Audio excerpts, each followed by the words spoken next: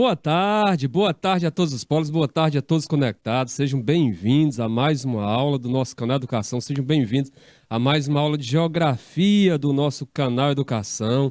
E hoje eu, professor Francisco Souza, excepcionalmente estarei substituindo, o nosso mestre Marcelo Lima, que teve um probleminha particular, mas na próxima aula o nosso mestre Marcelo Lima vai estar de volta para dar sequência, para ministrar as aulas para vocês, ok? Então hoje, gente, neste sábado letivo, nós vamos trabalhar o quê? Nós vamos trabalhar um conteúdo referente, a uma revisão, né? Vamos fazer uma revisão de um conteúdo muito importante, que vocês já viram aí no decorrer dos últimos dias. Vocês já devem ter observado, que nos últimos dias nós estamos trabalhando o quê? Nós estamos trabalhando o espaço rural, essa parte referente à geografia agrária. Então nós vamos fazer uma revisão aí sobre agropecuária, essa temática muito importante que é abordada no Enem, até mesmo em provas de atualidade para concurso tem questão abordando aí a agropecuária. Então eu peço a atenção de vocês, peço aí que vocês mantenham o foco e qualquer dúvida coloque aí no chat, não conclua a nossa aula ficando com dúvidas, tá? No decorrer da nossa aula nós vamos ter não só a parte teórica, para que vocês entendam melhor, mas também vamos ter exercício, vamos exercitar, vamos ter questões para responder e aí eu conto com a participação de vocês, E lembrando, qualquer dúvida pode colocar aí no chat que vai ser vou ter o maior prazer de respondê-la, Não julgue sua pergunta como uma pergunta boba, Afinal de contas, sua pergunta vai tirar não só a sua dúvida, como também pode tirar a dúvida de um outro colega que está no outro polo, de um outro colega que está assistindo também pelo YouTube. Tranquilo? Vamos lá? Vamos partir para o nosso slide. Olha só, galerinha, como vocês podem observar no nosso slide inicial, nós temos aqui breves informações acerca da nossa aula, onde você pode verificar o nome deste amigo de vocês, professor Francisco Souza, Professor Francisco Souza, substituindo aí o nosso grande mestre, competente Marcelo Lima, tá? A nossa disciplina, a nossa bela e linda geografia, nos ajudando aí a compreender a relação sociedade-natureza, homem e meio ambiente. O conteúdo de hoje, agropecuária, revisão, vamos abordar dentro desta temática aí a concentração fundiária, A data de hoje, este dia, este sábado letivo, sábado de aula, dia 24 de setembro de 2022, E eu aproveito a oportunidade aí para parabenizar você que está conectado, que está assistindo a nossa aula, que está mostrando aí empenho, está mostrando vontade de aprender. Parabéns para você, por estar presente em pleno sábado assistindo aqui às nossas aulas. E é bom para você, que vai ganhar em conhecimento, que vai ganhar em informação. Tranquilo? E aí pode ter certeza que mais à frente, o seu esforço será recompensado. Você vai ser retribuído. Pode ter certeza, Continue estudando com afinco, que você mais à frente vai conseguir sucesso, vai conseguir êxito, tá? Então, gente, olha, no nosso slide seguinte, o que nós podemos observar? Nós temos aqui o roteiro da nossa aula, nós temos aqui como objeto do conhecimento, ou seja, como conteúdo, o que você conhece popularmente como conteúdo. Nós temos aqui agropecuária, vamos fazer uma breve revisão, e aí os objetivos da nossa aula, ou seja, a partir da exposição desse conteúdo, nós esperamos que vocês saibam, a partir desses conhecimentos que vocês vão obter, vocês saibam caracterizar a estrutura fundiária, a questão da terra, as relações de trabalho e o significado da reforma agrária no Brasil, Este é o nosso primeiro objetivo. O outro objetivo é que vocês saibam destacar o papel e as feições do associativismo, do cooperativismo e dos movimentos sociais numa perspectiva histórica dentro dessas relações que ocorrem no campo.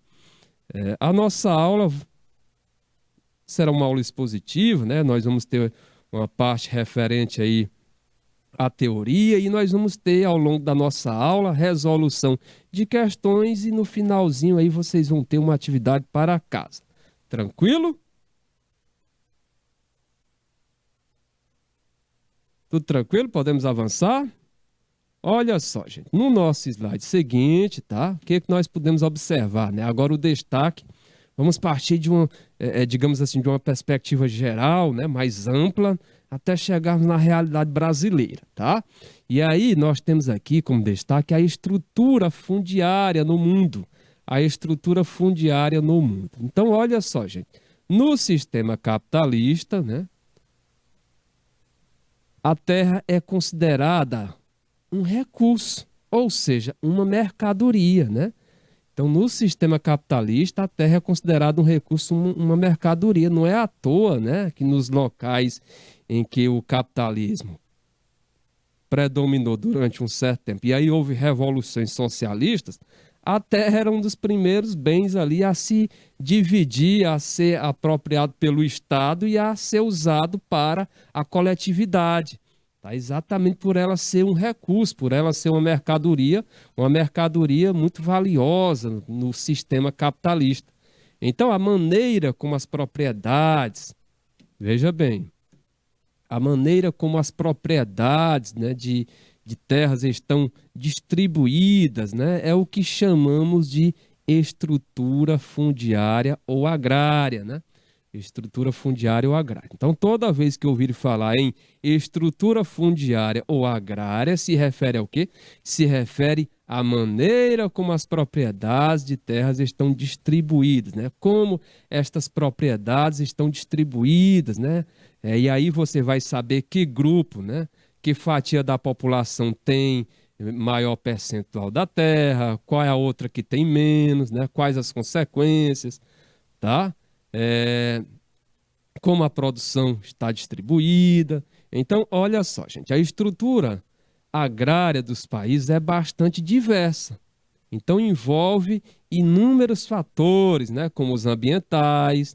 E aí, como fatores ambientais, nós podemos destacar o clima, a vegetação e solo, além dos fatores, né, dos socioeconômicos, né, que inclui aí desde questões políticas, passando por culturais, investimentos financeiros e entre outros, tá? Então, a estrutura agrária dos países, não esqueça desse detalhe, ela é bastante diversificada, viu, gente? E aí nós vamos já saber no slide seguinte, né? Nós vamos verificar exemplos, né? Mostrando como a estrutura agrária é bastante diversa, né? E envolve aí inúmeros fatores, ok? Fatores ambientais, fatores socioeconômicos, tá? Então, gente, olha só. No nosso slide seguinte, né, o tamanho das propriedades.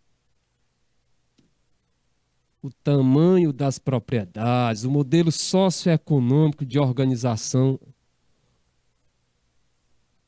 econômica produtiva, o uso de recursos naturais, a estrutura social são bens distintos, né, diferentes entre os países, né? Entre os países se transformaram ao longo do tempo. Em alguns países desenvolvidos, né, como é o caso dos Estados Unidos, em alguns países desenvolvidos, como os Estados Unidos da América, a França, a reforma agrária garantiu o quê? Ela garantiu a distribuição de terras. Tá? Então, como a reforma agrária já ocorreu lá nos Estados Unidos, na França, lá a população, né, teve direito ao seu pedaço de terra, né? Ou seja, lá não verificamos conflitos no campo como nós verificamos aqui no Brasil, que vocês vão ver mais à frente, né? Como, por exemplo, na região norte, ali é bastante conflituosa com relação à posse da terra, tá? Então, verifiquei que em alguns países desenvolvidos, como os Estados Unidos e a França, a reforma agrária garantiu a distribuição de terras, ok? Em contrapartida, há países em desenvolvimento que se caracterizam pela elevada concentração de terra, né? Como é o caso do Brasil, né? Do Brasil e outros países aí em desenvolvimento, né? Ou seja, a sua estrutura fundiária é caracterizada exatamente por este mal aqui. Isso aqui realmente não é exagero, viu? Isso aqui é um mal, viu, gente? Concentração de terras, tá? É um problema, né, que causa aí muita desigualdade social, é um problema que repercute na distribuição de alimentos, tá? É um problema, né, que mostra exatamente, né, uma grande desigualdade, né, uma grande má distribuição, né, desse recurso perante aí a população. Ok? E aí você vai ver o seguinte, no decorrer da nossa aula você vai ver que um pequeno número de pessoas, né, tem acesso não, tem a posse da maior quantidade de terras e tem um outro detalhe. Além de ter esse pequeno grupo ter a maior parte, né, das terras, né, ainda tem um grupo que se dá o luxo de ter essa posse, né, de ter essa terra e não usá-la, né? Nós vamos observar que existem os latifúndios por dimensão e os latifúndios por exploração, né? No caso dos latifúndios por dimensão, né, apesar de ser uma grande quantidade de terras nas mãos ali de um pequeno grupo, mas esse pelo menos dá uma finalidade, ela utiliza. Agora o caso do latifúndio por exploração é que é muito triste, ou seja, a pessoa, aquele grupo de pessoas ali, de pessoas tem aquela grande extensão de terras e, detalhe, não a utiliza. Fica ali paradinha, aquela grande extensão verde, sem dar aplicabilidade, sem cultivar, sem produzir. E esperando o quê? Esperando valorizar, né? Esperando o preço do arrendamento, esperando o preço de venda, né, aumentar. Tá? Ou seja, uma especulação, né? Uma especulação no campo, especulação imobiliária no campo. Tá? Então, olha só. Em contrapartida a países em desenvolvimento, não, nós já destacamos aqui que até o próprio caso do Brasil, né, que se caracteriza aí pela elevada concentração de terras e por modelos socioeconômicos de produção, modelos socioeconômicos de produção, modelos socioeconômicos de produção no campo predatórios. O que é isso mesmo, gente? Modelos de produção socioeconômica no campo de forma predatória é aquele tipo de modelo em que ocorre a exploração daquele espaço sem tomar os devidos cuidados ambientais, sem ter em conta os princípios do desenvolvimento sustentável, né? Sem levar em conta o seguinte, né? Sem ter em mente que aquele local pode ser explorado, mas de uma forma, tá? Que, digamos, os seus recursos não sejam extintos de uma forma que aquele espaço possa ser explorado, mas que as gerações futuras também tenham a oportunidade de utilizar aquele espaço, de utilizar aquela área. Então, a forma predatória de se utilizar, né, de se desenvolver esse modelo aí de agricultura, é exatamente, né, uma forma que não respeita o meio ambiente, que não segue, né, os cuidados ambientais, que consiste num desmatamento intenso, né, fazendo uso de técnicas aí que não são técnicas apropriadas, né, para se cultivar aquela área, que são técnicas que, com o decorrer do tempo, fazem degradar e gerar problemas ambientais naquela área. Então é desta forma que a agricultura predatória se caracteriza, ok? Então, gente, olha só, na França, o outro caso aqui, na França, por exemplo, antes da Revolução Francesa, no fim do século XVIII, né, a famosa Revolução Francesa, né, a 1789. Então, antes do fim da Revolução, ou melhor, na França, por exemplo, antes da Revolução Francesa, no fim do século XVIII, os latifúndios ocupavam cerca de 50% da terra, né? 50% das terras, né? 50% das terras eram formadas por latifúndios, né? E aí, veja, não tenha dúvida, né? Esses latifúndios pertenciam a pessoas da nobreza, né? A pessoas abastadas, né? E aí, quando houve essa Revolução Francesa, né? E, como você já deve ter visto aí nas aulas de história, né? A data 1789. Então, quando ocorreu esta revolução, um dos reflexos dela foi exatamente a reforma agrária, né? Um dos reflexos desta Revolução Francesa foi a reforma agrária, né? Que confiscou as terras da nobreza e do clero, ou seja, confiscou as terras daqueles mais abastados, daqueles ricos, né, vamos dizer assim, e do clero, né, ou seja, da igreja, né, dos religiosos, tá? E o que que ela fez? Dividiu essas terras, né, e as vendeu aos camponeses com um prazo aí de 10 anos para quitarem a dívida, ou seja, vendeu para estes camponeses, mas a venda foi feita de uma forma que estes camponeses, né, tivessem condições para pagar, tá? De uma forma que esses camponeses, né, não ficassem, vamos dizer assim, muito, vamos dizer assim, que o que eles conseguiam arrecadar não ficasse todo comprometido para pagamento de dívida. Não, foi vendido de uma forma, né, que eles conseguissem quitar, tão tal que o prazo foi longo, de 10 anos. Ok? Então veja só, que na França, antes da Revolução Francesa, os latifúndios, né, representavam aí cerca de 50% das terras. E aí, um dos reflexos desta revolução foi exatamente a realização da reforma agrária, né, que consistiu no quê? Consistiu lá na França no confisco, tá, das terras da nobreza, né, os ricos, e do clero, né, ou seja, da igreja, dividindo essas terras, né, e distribuindo para a população, né, distribuindo para a população de uma forma, não, digamos assim, dado diretamente para a população, né, mas vendeu para a população, porém, a venda foi feita de uma forma que a população, né, tivesse condições de pagar sem comprometer a sua sobrevivência, né? Foi colocado aí um prazo longo de 10 anos para quitarem a dívida. Ainda hoje, quase 60% da área agrícola francesa é ocupada, olha só, que beleza, gente. Olha aí. Ainda hoje, quase 60% da área agrícola francesa é ocupada por pequenas propriedades, né, que praticam a agricultura familiar, né? A agricultura familiar. Então veja que lá a reforma agrária teve resultado, tá?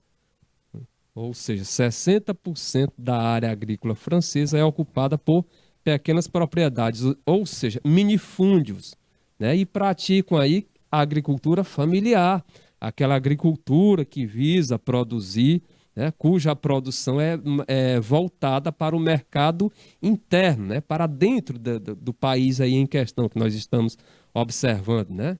Então não é diferente, né, daquele tipo de agricultura que consiste no quê? Que consiste na monocultura, é o grande latifúndio e o destino da produção o que é? O destino é o mercado externo, ou seja, é a exportação, né? A venda aí para outros países, né?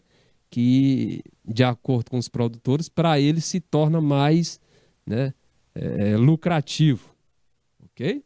Veja aí o exemplo da situação o que aconteceu na França, né?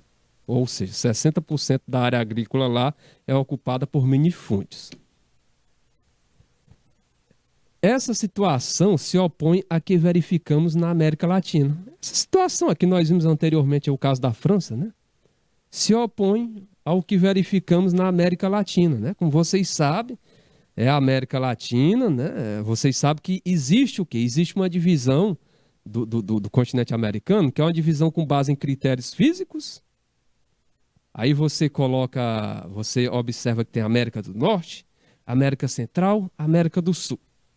E aí existe uma outra divisão com base em critérios históricos, culturais, né?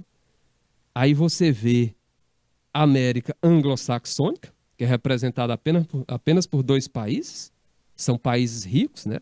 Países centrais, desenvolvidos, que no caso aí é os Estados Unidos e o Canadá. E aí nós temos isso que você está vendo, essa expressão que você está vendo aí na tela, a América Latina.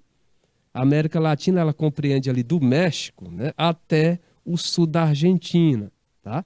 É a América considerada subdesenvolvida, né? A América, vamos dizer, que não apresenta países ricos, né? São todos países, ou países pobres, ou países em desenvolvimento.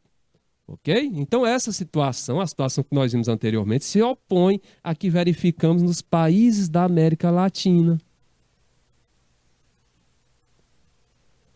onde, qual é a situação que nós verificamos na América Latina? Onde grandes propriedades dominam a maior parte das terras agricultáveis.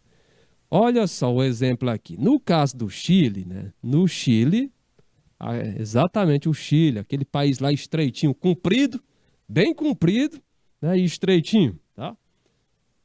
Fica ali, podemos dizer, espremido, né? Entre o Oceano Pacífico, né? E a Cordilheira dos Andes. Então o Chile, né? Bem estreito, mas muito comprido. Né? No Chile, poucas propriedades.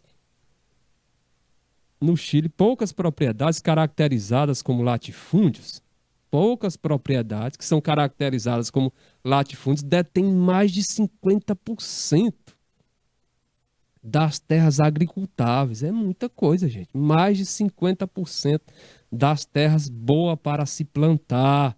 No caso aí na Guatemala, né? A Guatemala que fica lá na América Central, né?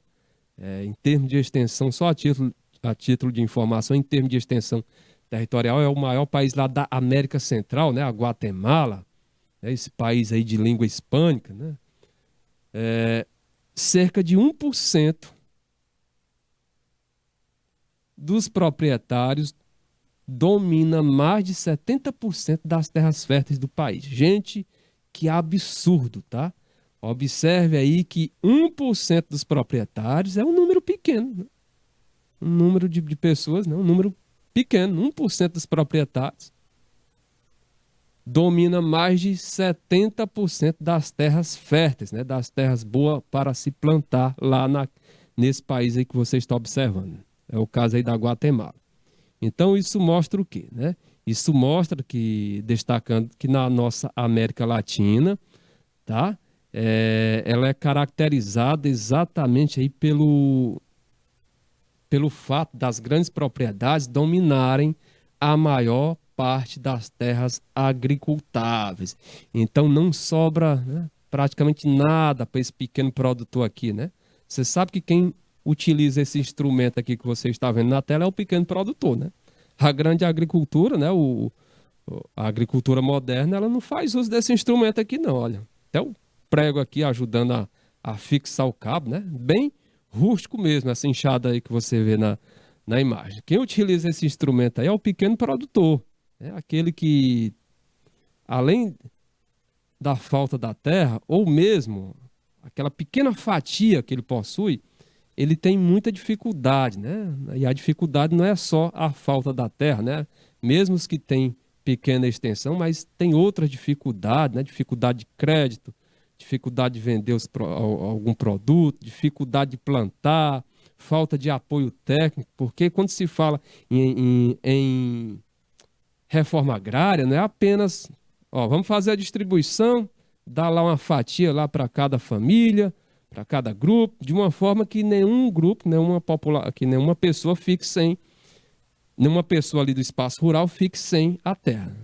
Não é apenas isso, não.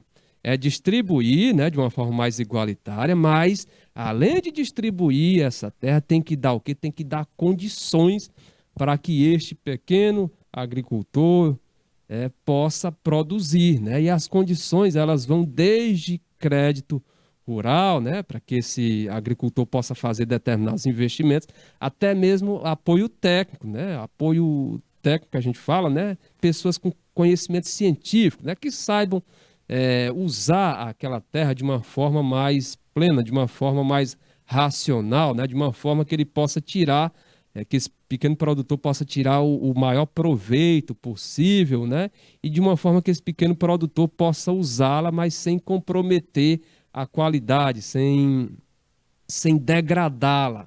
Então, para isso tem que ter conhecimento técnico, né? E, nesse caso, o Estado tem que fornecer esse conhecimento técnico, né? Só simplesmente, ó, fizemos a distribuição da terra, se vira. Não, não é dessa forma, não. Não é dessa forma.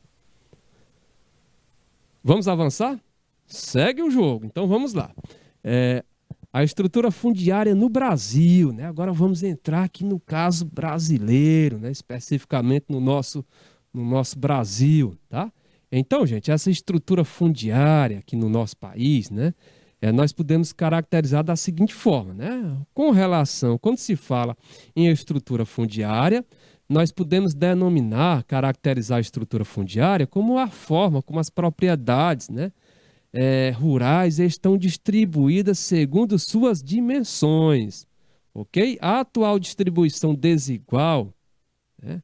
Aí veja bem, já destacamos aqui a primeira característica, triste característica, né? Triste característica, né? A estrutura, ou melhor, a atual distribuição desigual de terras no Brasil é resultado do processo de ocupação do território, né? E das leis, né? De acesso às propriedades. Então veja que o fato do nosso país ter uma má distribuição de terras, né? Ter essa concentração de terras que nós sabemos que existe, né, ela tem uma explicação, né? Ela é resultado do nosso processo de ocupação. Então, só em falar que é resultado do nosso processo de ocupação, isso nos remete já que esse problema ele é o quê? Ele é histórico, ele não é algo que originou-se agora, né? Ele não é algo que originou-se nesse governo, ele não é algo que originou-se no governo passado, ele não é algo que originou-se nos últimos 30, 40 anos. Não, não.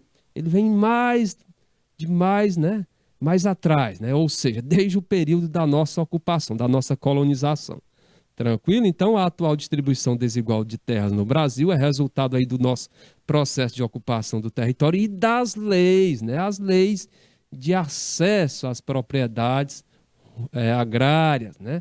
Vocês sabem que a lei de terras, instituída lá em 1850, né? Ela foi uma lei que prejudicou bastante aquele pequeno agricultor, aquele humilde, a ter acesso à terra, né? Ela impediu, né, que aquele pequeno, aquela pessoa humilde tivesse acesso à terra, porque foi a partir da instituição dessa lei, né, essa lei de acesso à terra de 1850, que a terra passou a ser uma propriedade, passou a ser algo que só poderia ser adquirido por meio do quê? Por meio da compra. Teria que ter dinheiro para comprar. Só quem tinha dinheiro era aqueles que já tinham grandes extensões. Então ela contribuiu para que houvesse mais ainda uma maior concentração. Nós vamos ver mais detalhes, né, mais à frente. Então, avançando, né, vocês já viram aí que a atual distribuição desigual de terras no nosso Brasil, ela é fruto do nosso processo de ocupação, do processo de ocupação do nosso território e das leis de acesso às propriedades agrárias. E aí, no slide seguinte, o que nós podemos verificar? Olha só, gente, a primeira forma de acesso, né, a primeira forma de acesso à terra no Brasil foram as chamadas capitanias hereditárias, né? Você já estudou isso lá nas aulas de história e viu que as capitanias foram instituídas logo no comecinho ali do nosso processo de ocupação do nosso território, né? Logo lá no século XVI, tá? Então, essas capitanias hereditárias foram a primeira forma de acesso à terra no Brasil, né? Era um sistema de administração territorial que foi criado pelo rei de Portugal, né? E tinha como objetivo o quê? Ocupar o Brasil, colonizar o Brasil, para que assim fossem evitadas invasões estrangeiras, tá? Então, essas capitanias hereditárias, né, que inseriram o Brasil aí no sistema colonial mercantilista, né? Nessa época aí predominava que tipo de capitalismo? Predominava o capitalismo comercial. Então, essas capitanias hereditárias que inseriram o Brasil no sistema colonial mercantilista foram os primeiros latifúndios brasileiros, né? Foram os primeiros latifúndios brasileiros, né? Até porque essas capitanias não eram dadas para qualquer um, não, tá? Tinha que pessoas que pudessem investir. Então, a partir de 1822, Dom Pedro I determinou, observe aí, né? 1822, né? Dom Pedro I determinou o fim do sistema de doação. O fim do sistema de doação e permitiu o regime de posse. O regime de posse, isto é, era dono da terra quem a ocupasse, né? Era dono da terra quem a ocupasse. Então, esse regime perdurou, mas perdurou por pouco tempo, né? 1822 a 1850 foi por pouco tempo, né? Então, esse regime perdurou até 1850, já que em 1850 passou a vigorar a Lei de Terras, né? E essa Lei de Terras, né?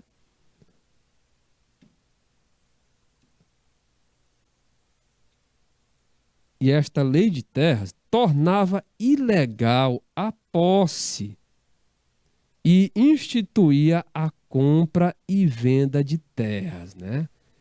Ou seja, concentrando novamente a estrutura fundiária no Brasil, né? Uma vez que somente podia adquirir a terra, somente poderia adquirir terras quem tivesse dinheiro.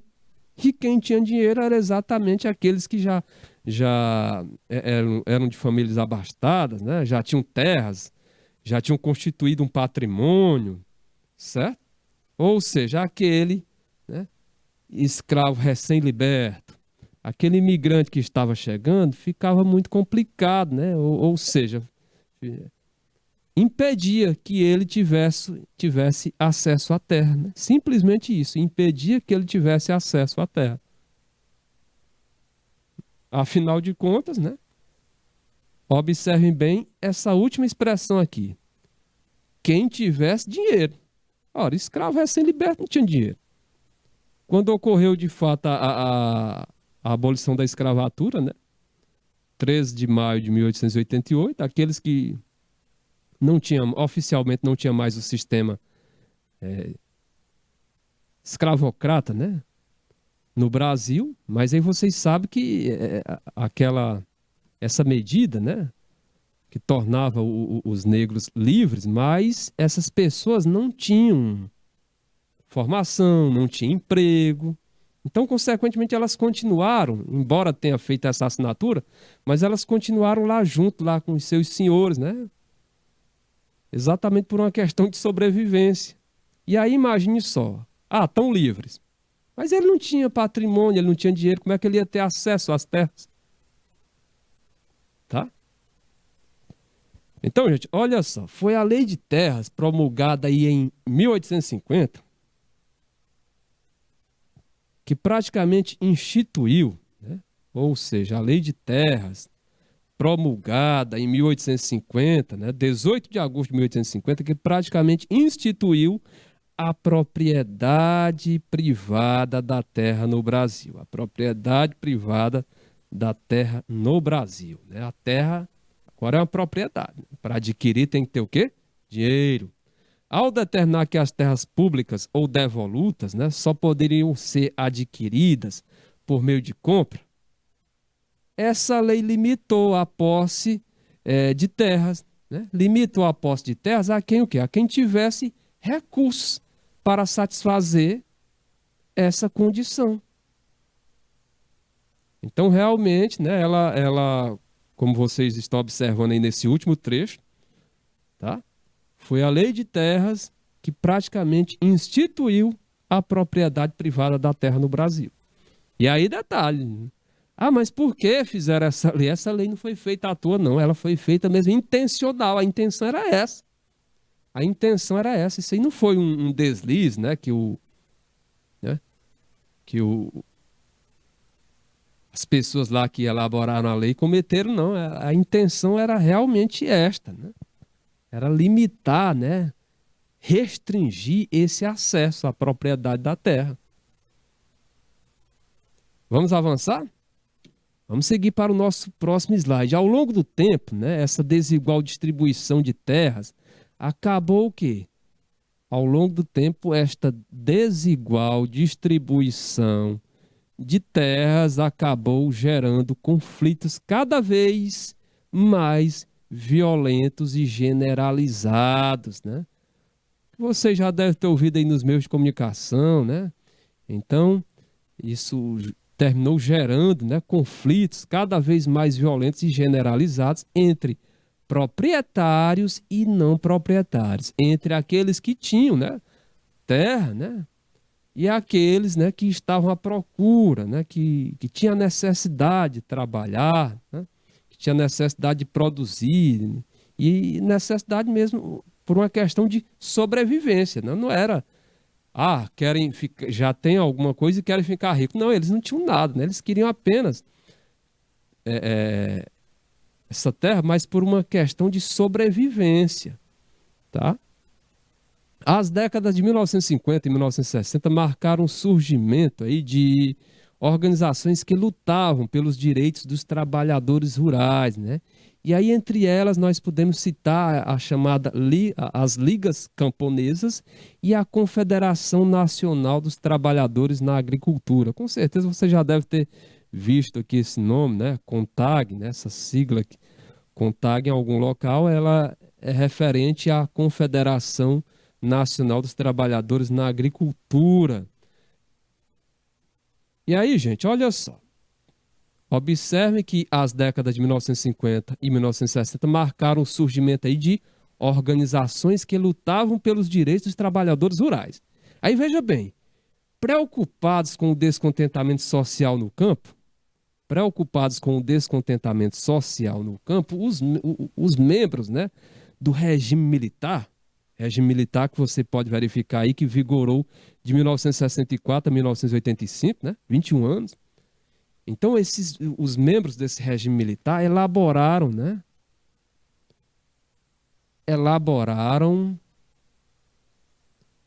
um conjunto de leis que tentava controlar os trabalhadores rurais. E aí, veja bem, será que a medida que eles fizeram foi para, digamos, beneficiar esses, esses, essas pessoas que não tinham a posse da terra? Não. Observe que não tinham a posse da terra e estavam descontentes, né?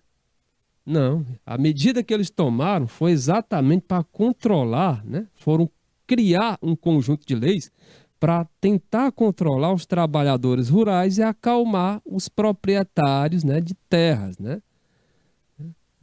E acalmar os proprietários de terras, né? E aí essa tentativa, gente, deu-se por meio aí de um projeto, né? Essa tentativa deu-se por meio de um projeto de reforma agrária de reforma agrária para promover uma distribuição mais igualitária da terra, né? Que resultou aí no Estatuto da Terra, né? Então, olha só, os objetivos finais dessa lei eram a execução da reforma agrária e a promoção da política agrícola, né? Os principais pontos, né, do Estatuto da Terra consistiu, né, em classificar os estabelecimentos rurais por sua função social, né? Ou seja, tinha que ter uma função social, aquele estabelecimento rural. Não poderia só ficar aquela grande extensão lá sem... Tinha que dar uma função social. Então, olha só, utilizando aí o critério, né, do critério de módulo rural, aí aqui já é uma outra lei, né? Nós saímos lá do Estatuto, e aí utilizando o critério de módulo rural, a Constituição de 1988, né, estabeleceu novas especificações, né, para a classificação e desapropriação de terras, para assim, né, para efeito de reforma agrária, né, fundamentados na função social da terra,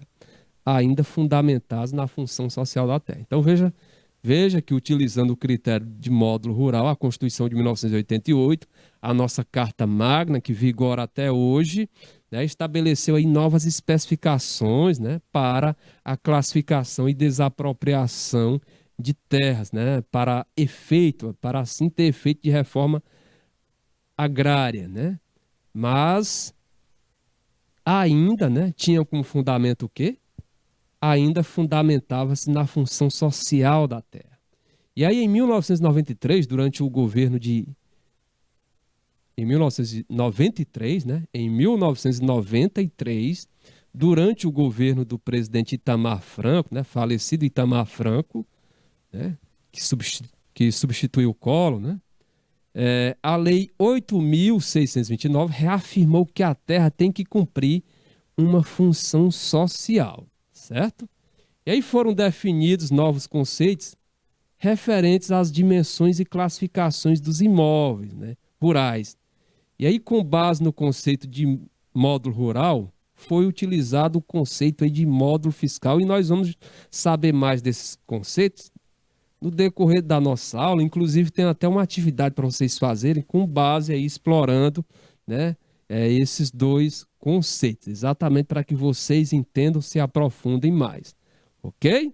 Então, gente, olha só, no nosso slide seguinte, né, para uma melhor classificação das propriedades, foi preciso o quê? Foi preciso padronizar os imóveis rurais, né, denominados de módulos rural e fiscal. Então, para estabelecer o módulo rural e fiscal, são analisados, né, três aspectos. Então, para estabelecer esse módulo rural e esse módulo fiscal, são analisados aí basicamente três aspectos. Então, deve-se analisar a localização, deve-se analisar a fertilidade e clima e deve-se analisar o tipo de produto cultivado.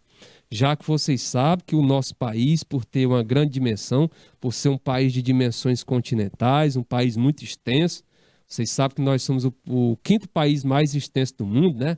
Nós só ficamos atrás aí da Rússia, do Canadá, da China e dos Estados Unidos. Ou seja, em termos de extensão territorial, nós somos o quinto maior país, né? Nós temos mais de 8 milhões e 500 mil quilômetros quadrados, né? É um país grande. E aí, por ser um país grande, né? Onde é que se encaixa isso? Isso que nós estamos observando. Por ser um país grande, né? É claro que nós temos uma diversidade de clima, uma diversidade de terras, né? Que aí entra terras que têm uma fertilidade maior, outras com uma fertilidade mediana, outras com uma fertilidade bem mais baixa, né? Entra a questão da localização, né? O tipo de produto cultivado, já que o nosso país, né, tem várias vocações agrícolas, né, até mesmo em decorrência do nosso processo de colonização e em decorrência, né, dos imigrantes que posteriormente chegaram aqui no nosso país, tá? O nosso país ele apresenta aí várias vocações agrícolas, vários produtos são cultivados de acordo com determinada região, aí entra a questão do próprio clima que influi nisso, certo?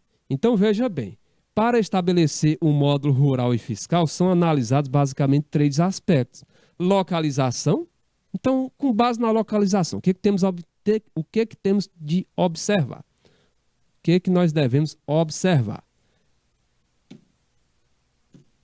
Se o imóvel rural se encontra próximo de grandes centros e conta com infraestrutura, nesse caso, o que que acontece? Ele terá uma área menor.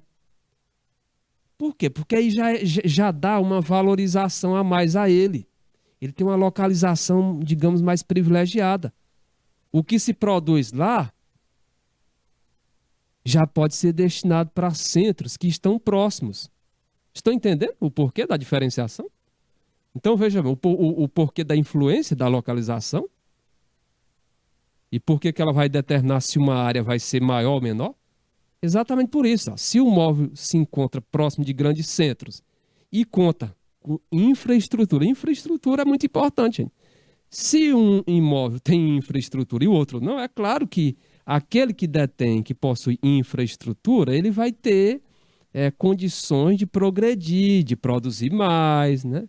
Se ele está mais próximo de grandes centros, fica mais fácil escoar essa produção. Ok? Então conseguiram entender, né? Veja bem. Agora o segundo, fertilidade e clima. Quanto maiores as condições para o cultivo, menor será a área.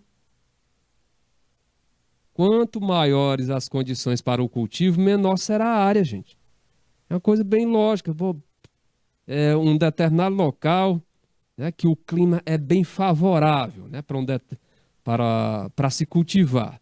E um outro que se caracteriza por ser uma área semiárida, pouca chuva, solo litólico, pedregoso, tá? Então é claro que essa área onde o clima é mais favorável, onde o solo, né, é mais fértil, essa área vai ser menor, vai ter uma extensão menor. Porque ela já tem esse privilégio, ela já tem essa vantagem, né? De ser uma área onde o clima é mais apropriado para se cultivar, o solo é melhor. Então aquele espaço ali vai ter uma extensão menor. Vai ter uma extensão menor do que aquela área que predomina um clima semiárido, né? Solo litólico, bastante seco, chuvas irregulares. Tá? Tipo de produto cultivado, gente. Tipo de produto cultivado. Então, olha só. Se uma região produz, por exemplo, mandioca em nível extensivo, a área será maior. Agora, caso o cultivo seja de morangos, com emprego de alta tecnologia, sua área é menor. Veja bem, se uma região produz, por exemplo, mandioca em nível extensivo, essa produção em nível extensivo, né, é aquela produção que não faz uso de moderna tecnologia, é aquela produção que não faz uso da agricultura, né, daqueles elementos que caracterizam a agricultura moderna. Ela não faz uso de maquinário moderno, ela não faz uso de fertilizantes sintéticos, artificiais, né, que dão uma melhora no solo, ela não faz uso aí digamos, de determinados adubos, ela não faz uso de agrotóxicos para combater as pragas, né, que as pragas, vocês sabem que as pragas contribuem para diminuir a produção, né, inclusive tem gente que faz perder mesmo a safra em decorrência da atuação de pragas, né.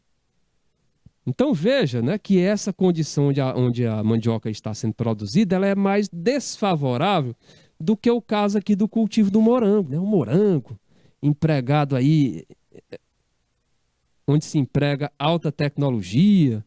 Então veja só, veja que a área aí desse cultivo de mandioca, esse cultivo mais simples, tá? Esse cultivo feito de forma extensiva, essa área será maior do que o caso aí do morango, onde se emprega moderna tecnologia, né? Até o próprio tipo de clima, né, lá da área onde se produz o morango termina sendo um clima mais favorável, né? Ok? Conseguiram entender, né? Gente, olha, partindo para o nosso slide seguinte, né? Aí vocês podem ver, depois dessa padronização, né, que nós observamos ali anteriormente, foram estabelecidas as categorias de propriedades. Depois dessa padronização, foram estabelecidas as categorias, né, de propriedades. E aí, que categorias nós temos, galerinha? Olha só. Nós, com certeza, você já deve ter ouvido falar nestas expressões. Nós temos aqui o minifúndio. Professor, mas o que é mesmo um minifúndio? Como é que nós podemos entender que uma área é um minifúndio, tá? Um minifúndio, ele representa, né? Ele pode ser caracterizado, né?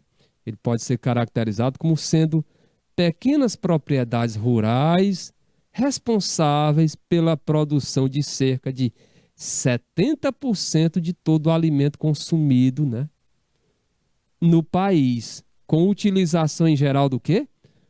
Guarda esse último detalhezinho aqui, com utilização em geral de mão de obra familiar. Viu? Então, isso é o que caracteriza o minifúndio. Então, o mínimo, o mini, você já lembra, se algo é mini é porque é pequeno.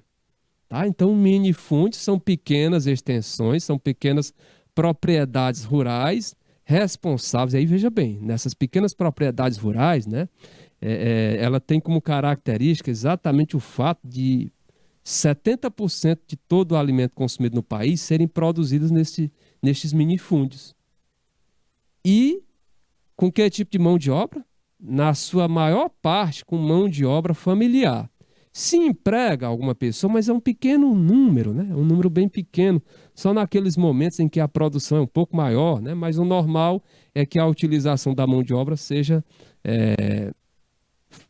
maciçamente familiar. Tá?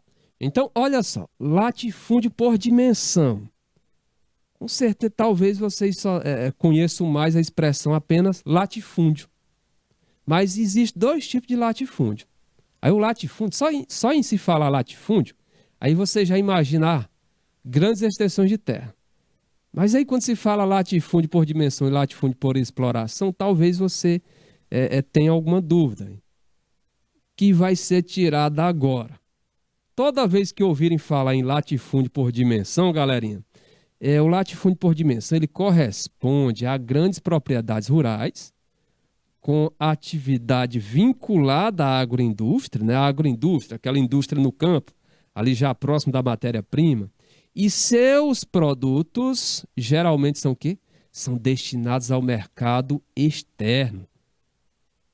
Se no minifúndio 70% dos alimentos produzidos é consumido no país, no latifúndio, os seus produtos geralmente, a maior parte, não chega a 100%, mas a maior parte, né, é voltada para onde? Para o mercado externo, para as exportações, venda para outros países.